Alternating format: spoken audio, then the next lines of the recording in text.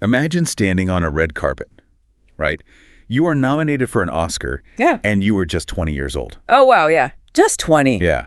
You're surrounded by flashing cameras, screaming fans, industry executives who are all telling you that you are the next big thing. Right. It's the ultimate dream. Exactly. We look at that scenario and we just assume fame is this upward glamorous trajectory, a total dream. But the documentation we are diving into today argues that for Elliot Page, immense fame was not a triumph. It was actually a survival mechanism. I mean, it is such a heavy concept. It really is. What happens when meteoric Hollywood fame collides with severe, hidden personal trauma? It's one of the most fascinating questions we can ask about modern celebrity. And it really forces us, and you listening right now, to look past the carefully curated surface of a public figure. And that is exactly the mission of today's deep dive. We are exploring the incredibly complex, highly publicized life and career of Elliot Page, who was formerly known as Ellen Page.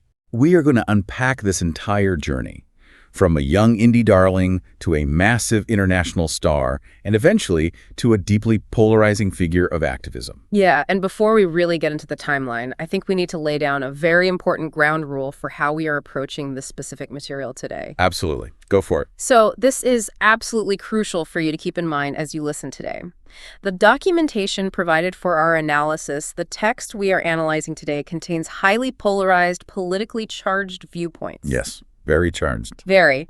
Specifically, it features strong criticisms of what the author terms, quote, extreme left-wing agendas, unquote, and the transgender movement. Right, so we want to be crystal clear right out of the gate here. Neither of us is endorsing or taking a side on these political stances. Exactly. Our job today is not to validate or debunk the politics. We aren't taking sides at all. Our job is simply to impartially convey and analyze the arguments, the theories, and the factual claims that are presented in the provided material.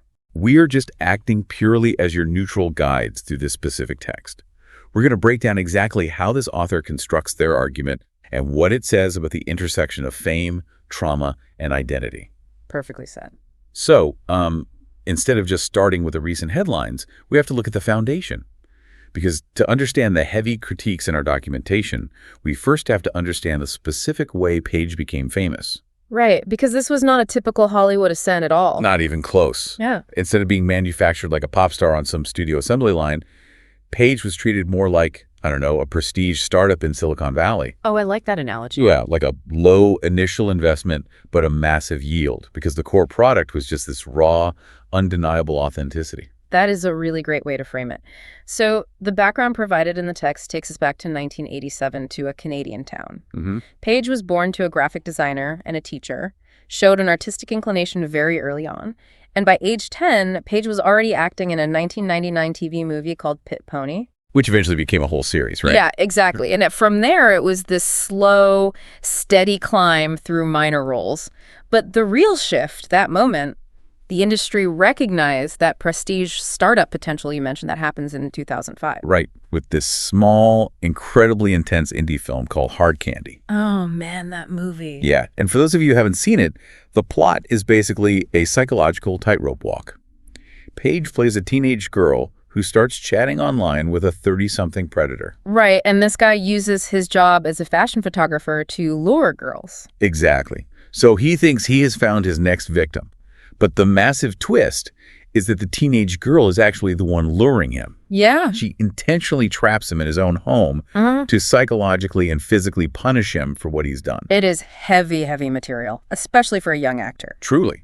And the analysis we were looking at points out that while the film wasn't some massive commercial blockbuster, it was a seismic event at film festivals. Right. It proved that Page could carry a deeply complex, incredibly dark narrative, which, the text notes, led directly to a supporting role in the massive blockbuster X-Men, The Last Stand. Which was basically the studio system testing the waters, right? Like, see how this indie talent handled a massive budget and a green screen. Exactly. But the true cultural explosion, as the author notes, happens in 2007 with Juno. Which, if you really think about it, is just a hilarious concept on paper. Oh, totally. Like, try pitching that to a studio executive. Hey, we want to make a quirky indie comedy about a sarcastic high schooler dealing with an unplanned pregnancy. And she talks on a hamburger phone. Right. And yet it worked brilliantly.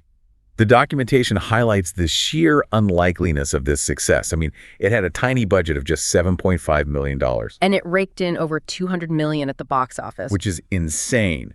It won Best Original Screenplay, earned multiple other nominations, and it landed Page a Best Actress Oscar nomination at just 20 years old. But what is vital here, according to our documentation, is how Page pulled this off.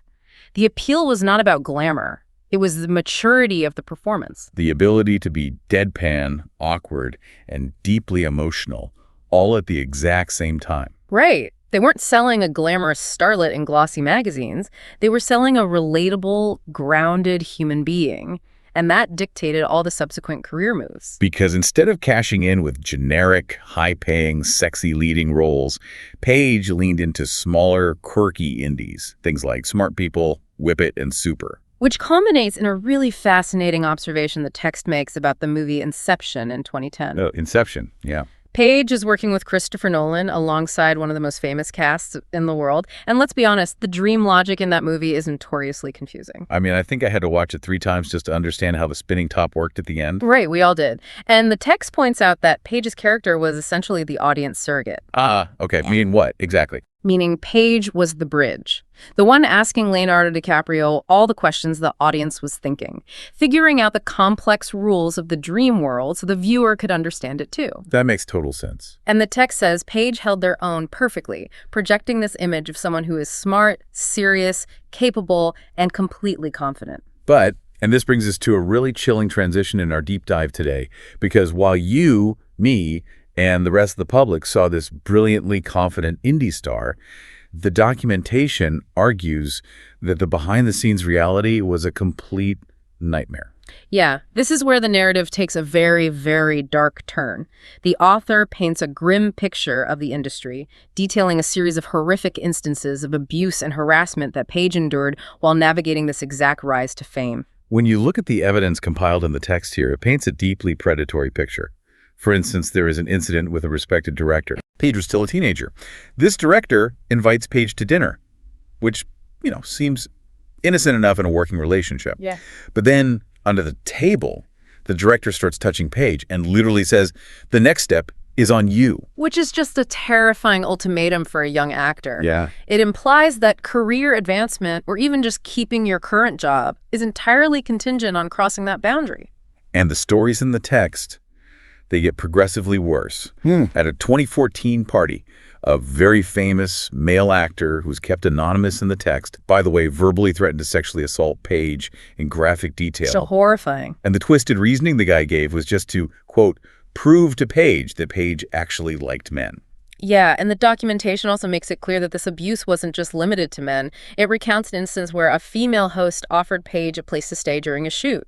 She assaulted Page, leaving Page to wake up on the floor the next morning in a state of profound shock. Okay, I have to jump in here for a second and push back on one specific story in the text. Yeah. Because the irony is just too horrific. Which one? The text states that during the filming of Hard Candy, a crew member befriended a 16-year-old Page, offered a ride home, and then forced himself on Page, who just froze in total shock. Right, yeah. But wait, Hard Candy was literally a movie about a teenage girl punishing a sexual predator. How on earth could a crew member assault the 16-year-old lead on that specific set while filming that specific movie without anyone stepping in or noticing? I know, it is a horrifying juxtaposition, but it really gets to the core of how this industry operated, according to the author. How so? The text frames this era of Hollywood, specifically noting this was pre-Harvey Weinstein, way before the Me Too movement, as a literal meat market. So it wasn't just like a few bad apples, it was the barrel itself. Precisely. The author argues that the culture of Hollywood at the time enforced an absolute systemic silence.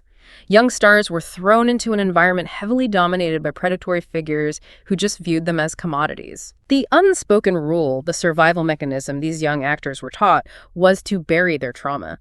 Because if you spoke up, you were labeled difficult. You were the problem. And the PR handlers and the executives would just look the other way because the money was flowing. Exactly. So you hid it and you pretended everything was fine just to survive.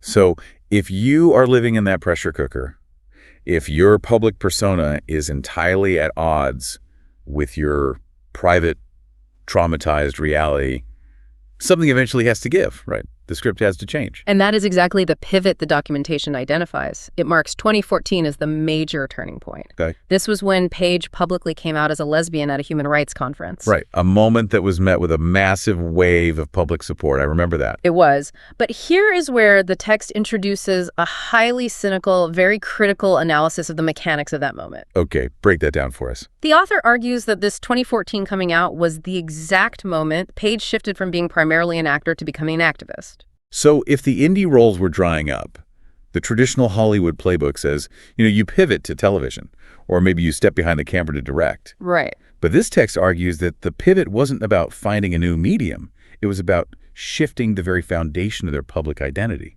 Exactly. The text claims that Page's acting career was stalling. Those quirky indie roles weren't commercially viable long-term, and Page didn't fit the traditional leading lady mold the studios wanted. So what's the author's conclusion? That activism became a new, highly effective mechanism to stay relevant. Suddenly, Hollywood was offering uncritical support, not necessarily for the acting performances, but for the activism. And that leads us directly to 2020. Page announces a transition to a transgender man, Elliot Page. Yes. Almost overnight, becoming arguably the most famous trans figure in the world. And the industry instantly accommodates this. Netflix immediately alters Page's character in their hit show, The Umbrella Academy, to match the real-life transition.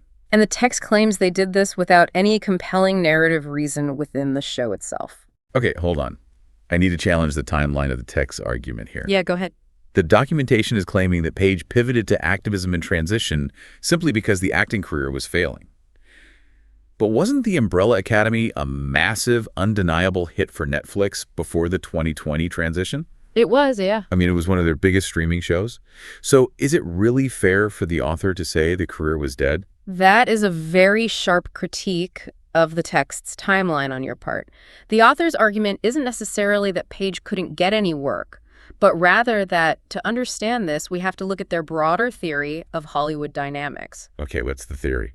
The text argues that in the Hollywood ecosystem, when a star's traditional blockbuster leading role prospects dwindle, becoming a vocal activist offers what the author views as an immunity shield. An immunity shield, like a corporate PR strategy where you become untouchable. That's the exact mechanism the author's describing. The perspective here is that by becoming the poster child for a marginalized group, you guarantee endless press coverage, and you insulate yourself from professional critique. So if a movie fails, or a performance is flat, they can't critique you. Right. The entertainment media won't criticize you because you represent a protected, celebrated political agenda. To criticize the actor is to risk looking like you are criticizing the movement. So the text is saying this is a calculated career strategy masquerading as a personal truth.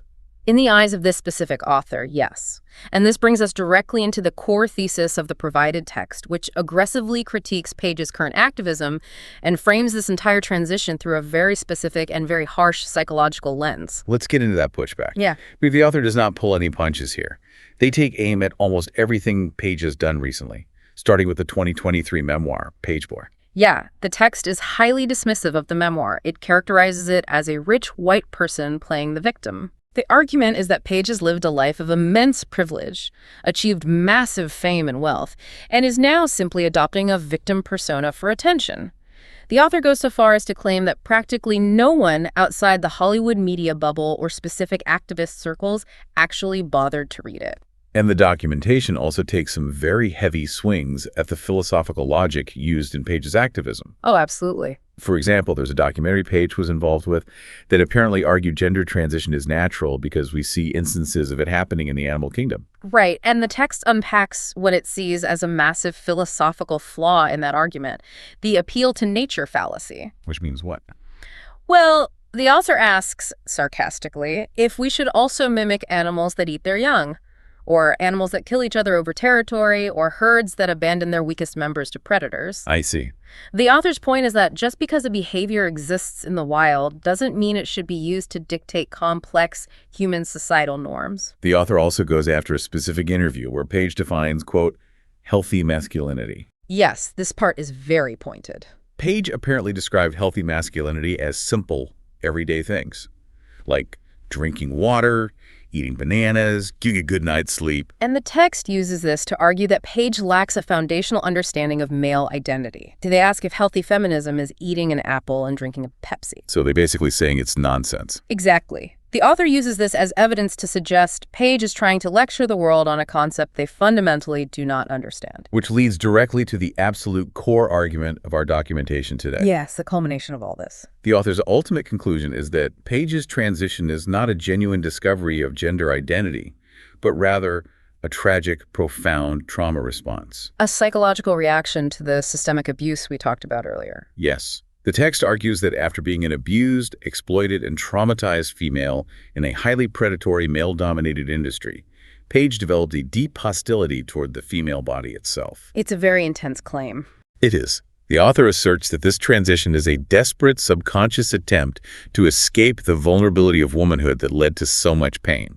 Basically, if the men in power prey on women, becoming a man is the ultimate escape hatch. That is the exact framing.